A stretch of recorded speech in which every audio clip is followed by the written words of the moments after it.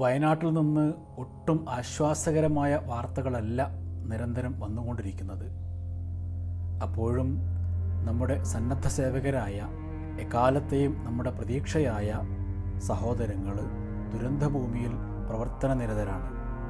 ഇപ്പോൾ നമ്മൾ സാമൂഹ്യ മാധ്യമങ്ങളിൽ നിരന്തരം ഇടപെട്ടുകൊണ്ടിരിക്കുന്ന ബ്ലോഗർമാരും ഇൻഫ്ലുവൻസർമാരുമൊക്കെ ശ്രദ്ധിക്കേണ്ട ഒരു കാര്യം, വയനാട്ടിലേക്ക്, പ്രത്യേകിച്ച് ദുരന്തഭൂമിയിലേക്ക്, അതിൻ്റെ പരിസരത്തേക്കൊന്നും പോകാതിരിക്കുക എന്നതാണ്.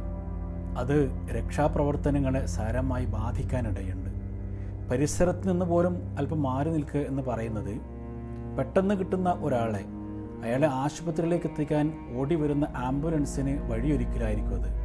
എന്നാൽ ഇത്രയും വലിയ ഒരു ദുരന്തം നടന്നിട്ട് നമുക്കൊന്നും ചെയ്യാനില്ല എന്നാണോ? ഉണ്ട്, ഒരുപാട് കാര്യങ്ങൾ ചെയ്യാനുണ്ട്. കിട്ടുന്ന വിശ്വസനീയമായ വാർത്തകൾ വെച്ച് നമുക്കൊരു വീഡിയോ ചെയ്യാം. അവിടെ ആശുപത്രിയിൽ ചികിത്സയിൽ കഴിയുന്ന ആളുകൾക്ക് രക്തം വേണം, ഇങ്ങനെ വാർത്ത കേൾക്കുമ്പോൾ നമുക്കൊരു വീഡിയോ ചെയ്യാം.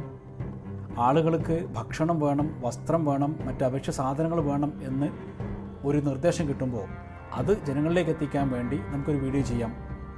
സർക്കാരിൻ്റെ ഡിപ്പാർട്ട്മെൻറ്റുകളുടെയൊക്കെ വിവരങ്ങൾ കിട്ടുമ്പോൾ, അവരാവശ്യങ്ങൾ ഉന്നയിക്കുമ്പോൾ അത് പൊതുജനങ്ങളിലേക്ക് എത്തിക്കാൻ വേണ്ടിയിട്ട് നമുക്ക് വീഡിയോ ചെയ്യാം.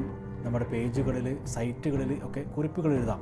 അതിനിടയിൽ നമ്മുടെ റേറ്റിംഗ് കൂട്ടാനായുള്ള ദുർവാശിയിൽ അത്തരം സ്ഥലങ്ങളിലേക്ക് എങ്ങനെയെങ്കിലും എത്തണം എന്ന നിർബന്ധം ഒന്ന് ഒഴിവാക്കിയാൽ നമ്മുടെ റേറ്റിംഗ് ഇത്തിരി കുറഞ്ഞാലും ജനങ്ങൾക്ക്, പ്രത്യേകിച്ച് ദുരന്തം അനുഭവിക്കുന്ന നമ്മുടെ സഹോദരങ്ങൾക്ക് അത് വലിയൊരു നന്മയായിരിക്കും.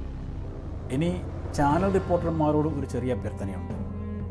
നിങ്ങൾ ഒരു വാർത്ത റിപ്പോർട്ട് ചെയ്യുമ്പോൾ ആവേശം ഇത്തിരി ഒഴിവാക്കി പറയുന്ന കാര്യങ്ങൾ വ്യക്തമായി പറയാനുള്ള ഒരു അവധാനത കാണിച്ചാൽ വാർത്തകൾക്ക് ഇത്തിരി കൂടി വൃത്തി കൂടും.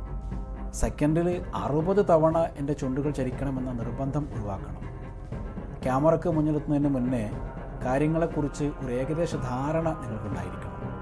പറയാനുള്ള കാര്യങ്ങൾ ഒന്ന് സ്വരുക്കൂട്ടി വെക്കണം. ഇനി കാണുന്ന കാര്യങ്ങൾ അപ്പപ്പോൾ പറയുകയാണെങ്കിലും പറയുന്ന കാര്യങ്ങൾക്ക് പ്രാധാന്യം കൊടുത്ത് ഭാഷാശുദ്ധിയും മറ്റ് സാഹിത്യ ഭംഗിയൊക്കെ ഒന്ന് മാറ്റിവെച്ചാൽ, അത് 2ാം സ്ഥാനത്തേക്ക് മാറ്റിയാൽ പ്രേക്ഷകർക്ക് അതായിരിക്കും നല്ലത്. പ്രേക്ഷകർ കാര്യങ്ങൾ അറിയാനാണല്ലോ വാർത്ത കാണുന്നത്, അല്ലാതെ ഭാഷാശുദ്ധിയും സാഹിത്യ ഭംഗിയൊന്നും ആസ്വദിക്കാനല്ലല്ലോ.